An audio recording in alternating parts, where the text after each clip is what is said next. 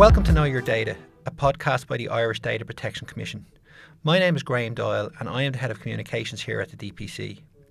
In this episode, I'm going to look at the issue of contacting organisations on behalf of somebody else and the issues that you can run into if you are not the account holder when doing so. This is something that we very often receive queries here at the DPC through our help desk, whether that be over the phone or via email. When you contact an organisation about an account, they will normally ask you to identify yourself in some way, and there are many ways in which they will do this. For example, ask you to confirm your name, your date of birth, address, your account number, or your phone number. And the reason for this is to check that you are who you say you are, and that they don't go and share the account holder's details with someone else without having a good reason to do so.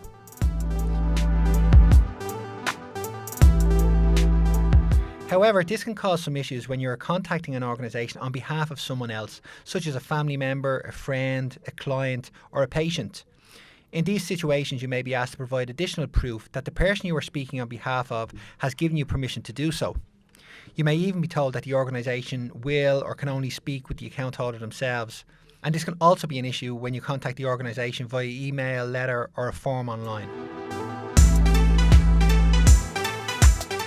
So under data protection regulation, organisations must keep personal data safe and secure and not share it with anyone that they shouldn't. However, it's important to know that the General Data Protection Regulation, or the GDPR as it's more commonly known, uses the word appropriate when referring to measures organisations should take to secure personal data. What this means is that organisations should consider what level of security is appropriate in different situations, and they take certain factors into account.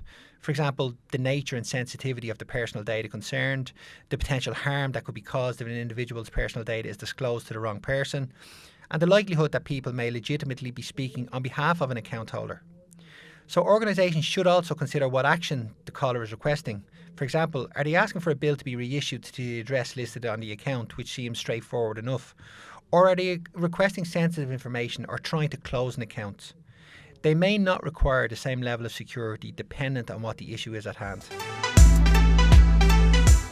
While an organisation may have reasons for not speaking with anybody other than the account holder, such as their internal policies or other legal requirements around secrecy or confidentiality, the DPC's advice to organisations is that data protection law does not prevent dealing with a person who is representing the account holder once you have taken reasonable and proportionate steps to ensure compliance with their security and confidentiality obligations. As a rule, our advice to organisations when they are planning what measures to put in place to protect personal data, particularly service providers and those with a busy customer care role, is to ensure a balanced and proportionate approach to security and identity verification measures.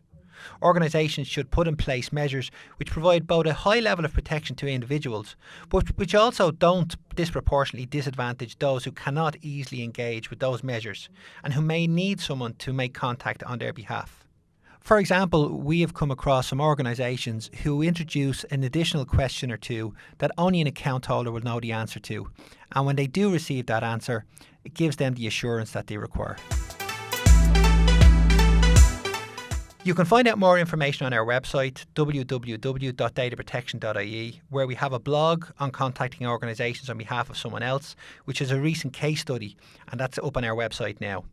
If you're not sure about any of the terms that I've used here in this podcast, you can find a list of key definitions of data protection terms there as well. This has been Know Your Data, the Irish Data Protection Commission podcast. And don't forget, you can find us on Twitter and Instagram at DPC Ireland and on LinkedIn. Thank you very much for listening.